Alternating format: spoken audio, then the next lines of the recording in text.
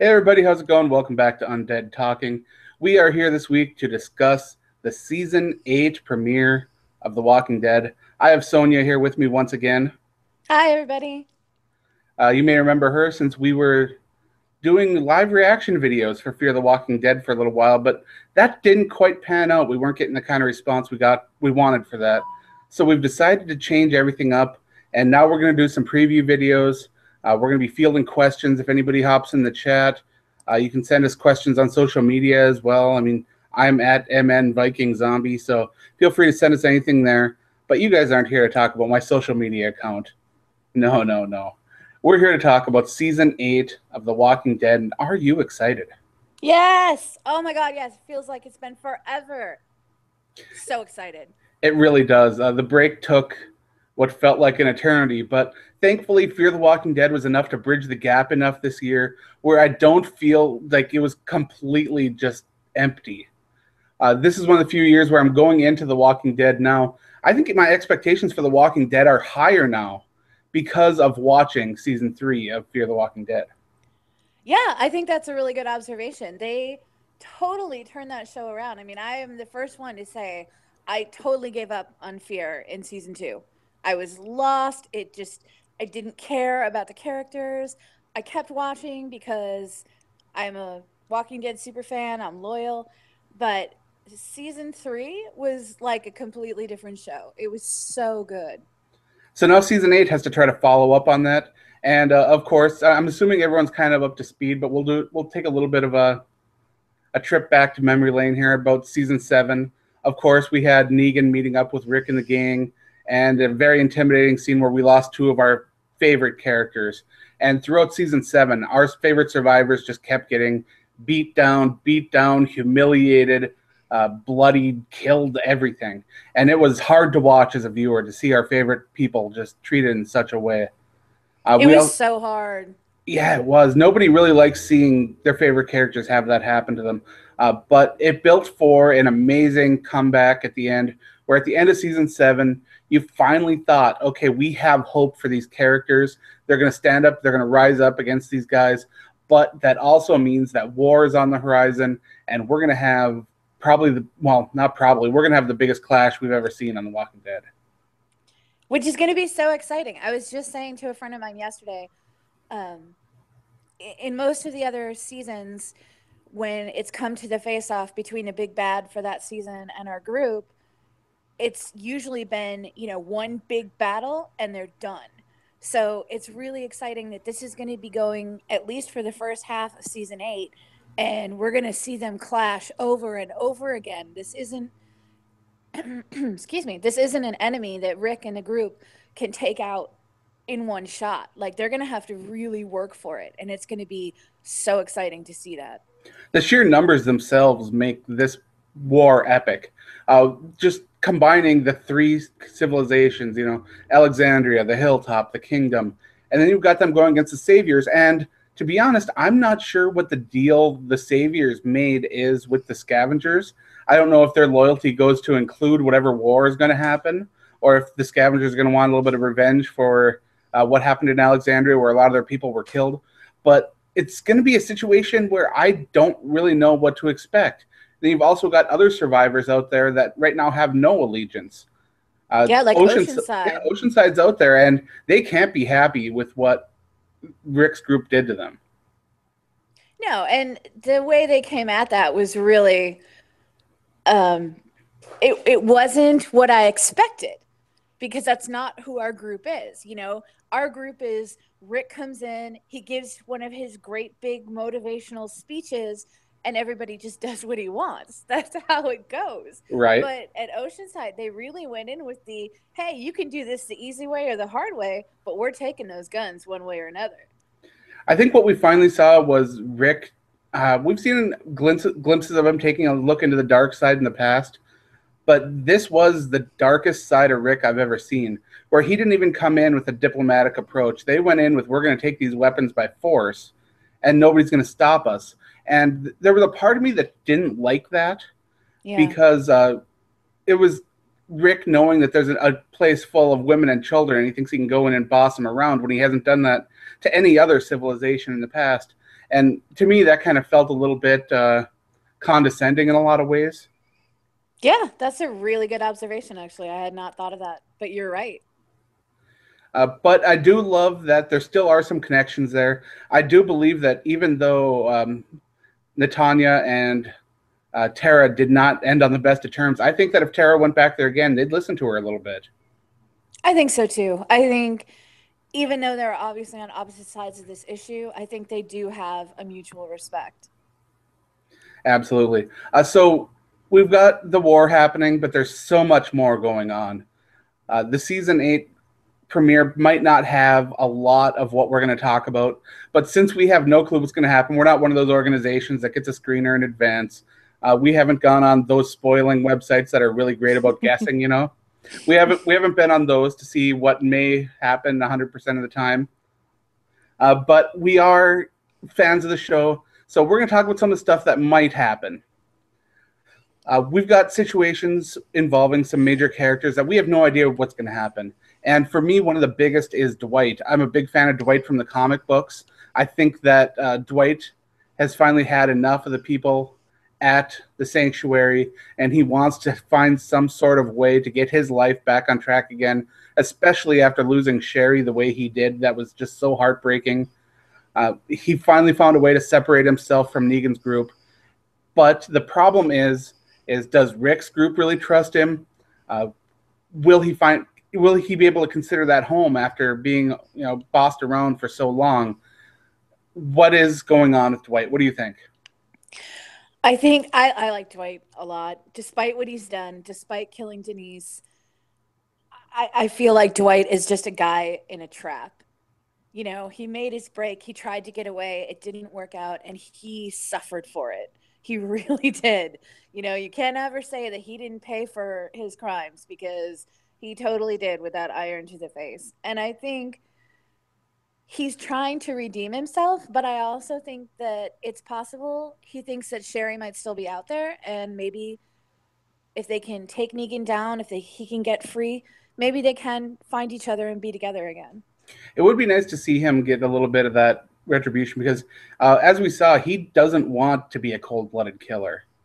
He doesn't want to track people down. He doesn't want to be bossed around. He doesn't want to have the people he loves being put in situations that are absolutely horrible.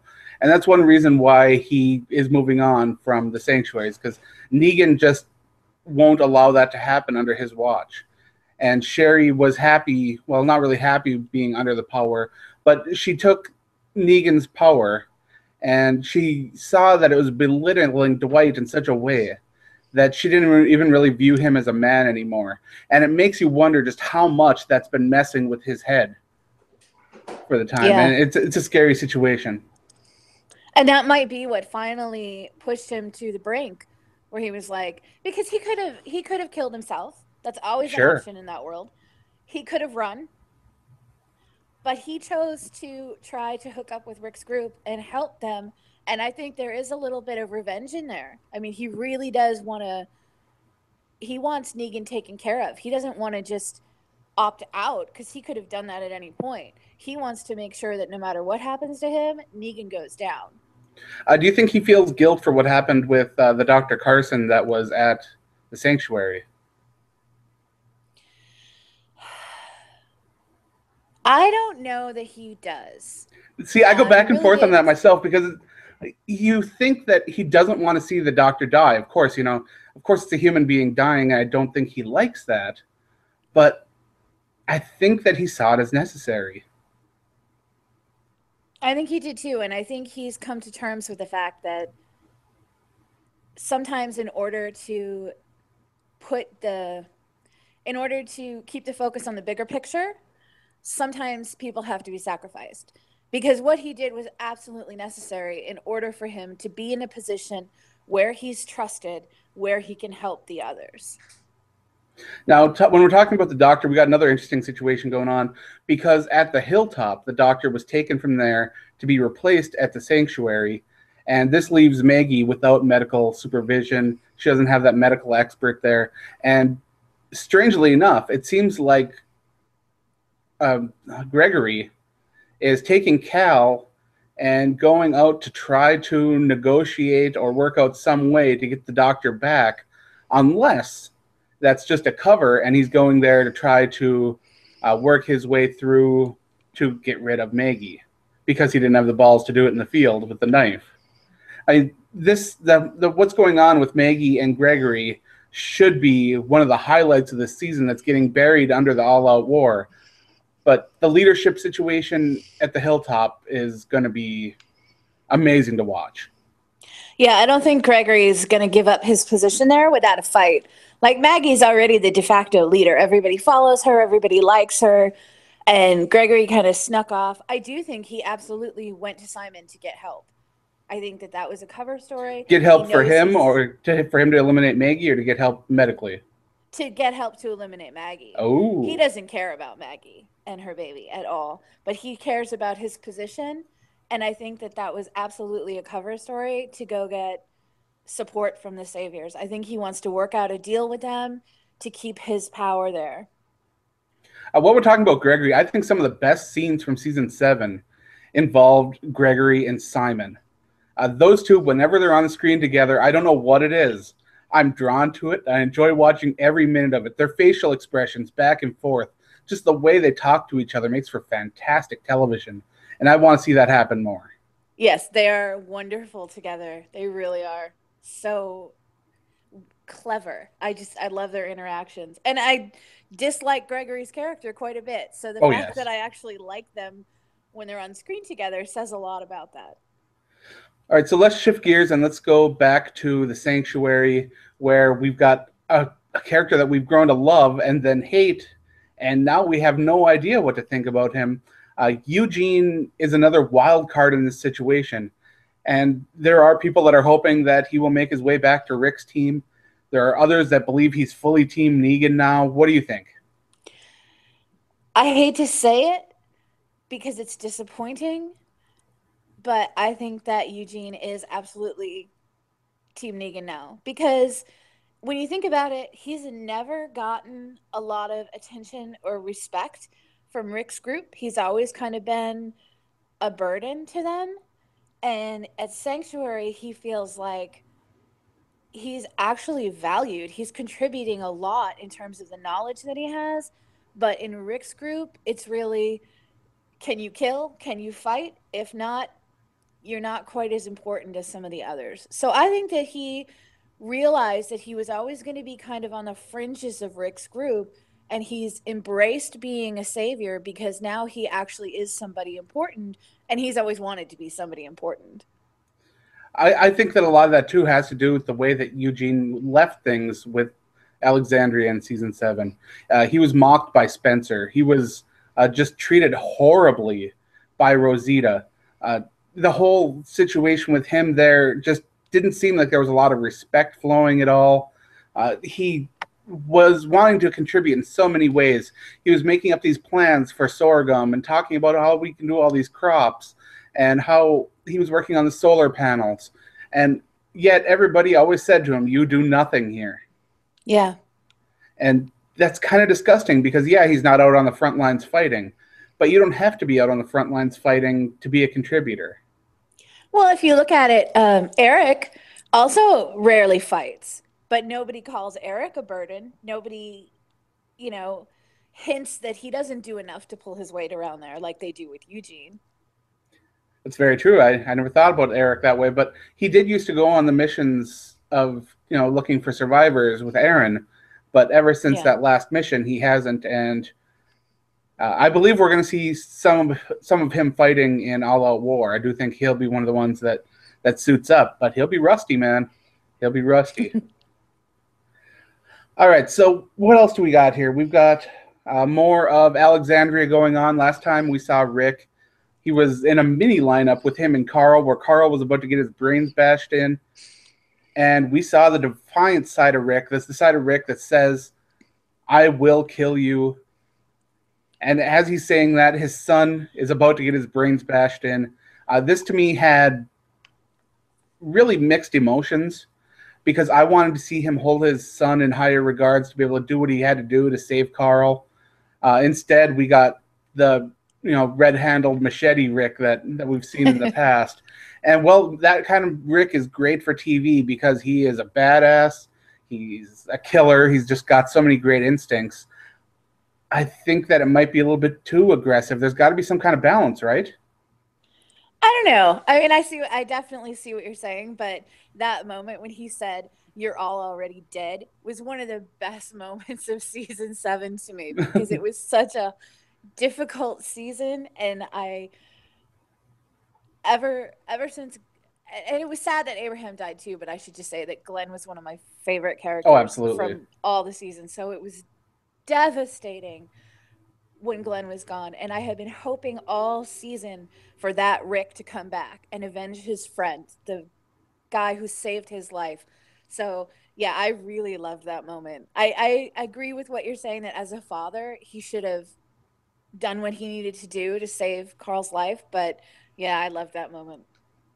I do think that that's a little bit too of Carl growing up, because at the season 7 premiere, we saw Carl like we hadn't really seen him before, laying on the ground with his arms stretched out, a line drawn, getting ready to get it hacked off, and just telling his dad, "Go for it, do what you need to do, let's get it done."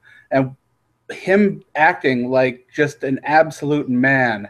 And then in the season 7 finale, when they opened up the coffin and there was Sasha inside, who was the first person that started firing? It was Carl, Carl. first one to seize that opportunity. Carl is also kind of a favorite of Negan. He's got a soft spot for him.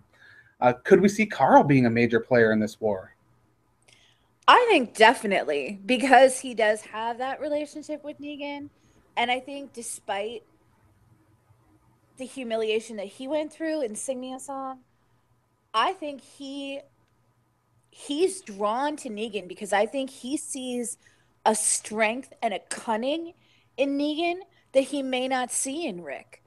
Like he sees in Negan somebody who can command the respect of an entire community and hold it in check, which is really difficult to do in that world. So I think he understands on an instinctual level that he can learn from Negan. He absolutely probably could. It's he's probably already learned a lot just from his one visit to the sanctuary. Then we've got a situation with Rick Grimes, where in the season 7 finale, he was shot by Jadis. So the question of whether or not he'll be anywhere near 100% going into this war is up for grabs.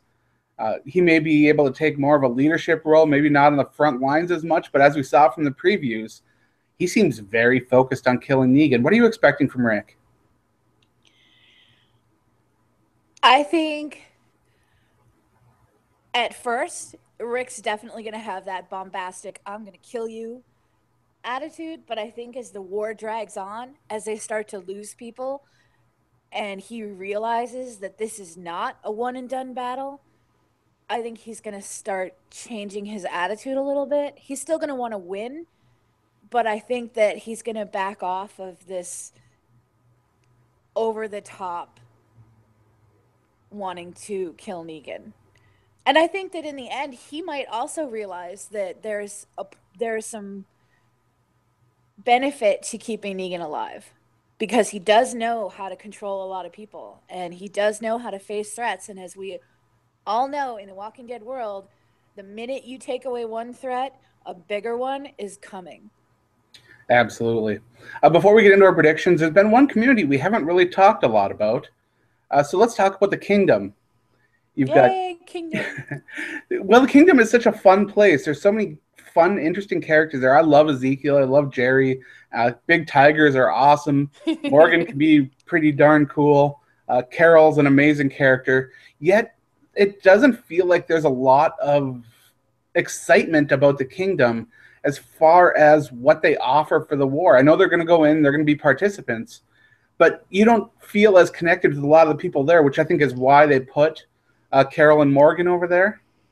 But Mm-hmm. as far as the other characters, yeah, we're still getting to know Ezekiel. And, Tigers, like I said, are awesome. And Jerry is hilarious. But I still feel like it's an underdeveloped area where we're going to see a lot of casualties from that community in this war, I believe. just because I think they're more red shirts. I was just gonna say, so you think the kingdom supplying the red shirts for the war? I do because the hilltop doesn't have the numbers. They might be, they're a self-sustaining community, but they don't have a ton of people, and they don't have a ton of named people either because we know Jesus isn't going anywhere. Yeah, Maggie isn't going anywhere. Enid just became a regular. Uh, Gregory will probably lose sometime soon. I hope so.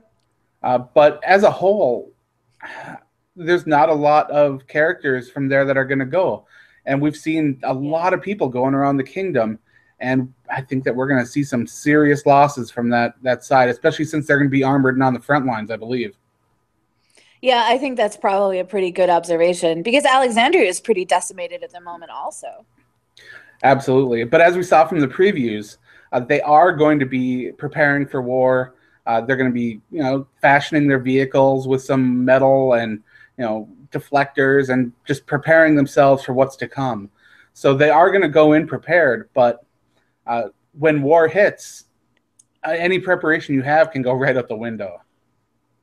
Yeah, and they've never been up against somebody who could be a match for Rick in terms of strategizing, in terms of battle experience. They've never been up against somebody like Negan. And so he's so smart. I mean, his over the top personality kind of hides that, but he is so sharp and so smart that he's going to see Rick coming a mile away and he's going to try to outmaneuver him. And Rick's never had to deal with that before. He's always been the one with the advantage in these battles. He's always been the one who had maybe not the bigger numbers, but always the better plan, the better strategy, more experience. He doesn't have that this time. So, despite everything that he's doing, despite all these complicated plans, he doesn't have the numbers and he's going up against somebody who is probably as smart as he is. So, that's going to be really interesting to see how that plays out. All right, so let's get into our predictions. Uh, to me, I don't think we're going to see a lot of war in this episode. I think we're going to see a lot of the building to war. We're going to see some of the prep work. We're going to see some of the discussion, the stuff going on behind the scenes. We're going to see more of people training in preparation of the war, people stepping up into war-related roles. I do believe that at the end of this episode, we're going to start to see a little bit of the clash. But this is going to be, showing Rick's recovery, people preparing for the war. And I don't think we're going to see any deaths in this episode. But I do think that we are going to have it later in the season. Uh, I think we're going to see more of Austin Emilio, Dwight, going back and forth, trying to coordinate and uh, share what's going on at the sanctuary with the people from Alexandria and back and forth. Uh, but I don't expect this to be a major action-packed episode, and I know that fans aren't going to like to hear that. I think you're right in that we will see a lot of the preparation. We'll see a lot of that community and togetherness and that spirit that we were all missing last season. I think we might see a couple skirmishes. I think we're going to see the opening shots of the war. I don't think we're going to see any major battles or anything starting, but I think we're going to see the first shot. Do you think we're going to get a major death, or at least a named character death? I don't think we're going to have that this season premiere. I think last season premiere was enough. That was devastating enough. I think they're going to give us one season premiere where we don't lose any favorites. How about minor characters like I think we'll see like Cal or Eric or Birdie or someone like that end up dying, or do you think we're gonna have a clear death-free first episode? I think the first episode we're going to have death free. I think there's so much death coming up. I mean, that's just inevitable with the scope of what's going on. So I think they're going to give us a moment to breathe and just celebrate that team families back together and they're going to be at their best and they are going to be on it. And I think moment. And then they're going to devastate us starting out in episode 2 and going through the probably mid season premiere or mid season.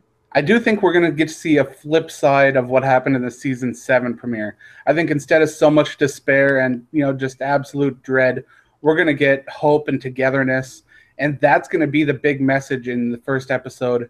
I like I've said before, we don't get the screeners, so we don't know how far it's going to go into the war. We do know war is coming, and we do know that there will be some sort of casualties, but as of now, there's no real way of knowing. Okay, so we've laid down our predictions as to what we think will happen. Or what are you hoping will happen? I am actually hoping that we see the first part of the war. I want to see some blood. I want to see the saviors start to pay for what they've done. So yeah, I'm kind of hoping that we see a little battle. Maybe not a epic full scale battle, but I want to see some shots fired. I want to see some people starting to fight. What I want to see in this first episode is we've seen enough of the main focus. We've seen a lot of Rick, a lot of Ezekiel, a lot of Maggie, a lot of Gregory over season 7. I want to see more of the smaller characters step up. Enid was just made a series regular, so I want to see what she's doing to step up. I want to see more of Aaron. I want to see what Aaron's going to be doing. These characters that are kind of background characters that we don't know enough about them. I want to see more about them. I want to learn more about them. I want to have a reason to just cheer for them during the war. We've got plenty of reasons to be cheering for Maggie and Rick and Daryl and all them. Let's get some of the underdogs some love. You know what would be really interesting is to find out more about the people in the kingdom, because they never even knew that all these deals were going down behind Right? It had to have been a with the shock. saviors. Yeah. So they must have, in order for Ezekiel to take their forces over to Alexandria to help them out in the season 7 finale, he would have had to come clean to them about who the saviors were and what's been going on. And it would be really interesting to hear from some of the background characters at the kingdom, what did they think of all this, that their king was doing this? Do you think we're going to get flashbacks to see some of that kind of stuff, or do you think we're going to focus on going forward? It would be nice to see some flashbacks, but I think we're probably just going to keep going forward. They have a lot of stories to tell this season, so I think they're going to focus on the bigger picture. All right. On that note, I just want to thank everyone for stopping in. Be sure to check out the season 8 premiere of The Walking Dead. It's titled Mercy, which is an interesting title for an episode where people are going to war. But you can check that out on AMC Sunday, October Tomorrow. 22nd. Be sure to check it out. And if you're watching live, I believe there's a special coming up on AMC here tonight, right? Yes, at 9 o'clock Eastern. It's a 2 hour look back at everything that's happened so far. AMC's been hitting The Walking Dead hard. They did a great Fear the Walking Dead marathon. Then they did a Walking Dead marathon, and they did a special on the 100 episodes. Then they did a special on the Walkers, and tonight they've got another special. And AMC knows that Walking Dead is their cash cow, so they are going to do what they can to get the most out of the season 8 premiere, and it should be fantastic. They know we're going to watch, no matter what it is. Put on the same episode we've seen 500 times. We'll still watch it. See, to me, it's hard though because not only is the season 8 premiere, I wanted tonight or the night of the season 8 premiere. There's a wrestling event going on in my town. It's tables, ladders, and chairs in Minneapolis, and I was looking at the date on that, and I said, I think that's going to be the season 8 premiere of The Walking Dead. That means that's a no way. And tickets are still available for it. If that shows you that people just aren't buying tickets for that night. Which that amazes me because those wrestling events usually sell out real quick, and I'm trying to wonder how much The Walking Dead has to do with that. Yeah. But again, I'd like to thank everyone for joining us in the chat. We're going to be doing more of these, or I'd like to anyway, do more of these preview videos. We'll see what kind of response these get. We'll give it a try for a couple weeks, see what goes on. Hopefully we'll have more guests like Sonia or some of the other people from Undead Walking, or maybe some other fans, or who knows who else. Yeah, come on, drop by, because we just want to talk about The Walking Dead. And Yeah, you that's do what too, so that's let's what we're do here it. for. We're fans. Let's get it done. Thanks again, and stay alive in the zombie apocalypse. Bye.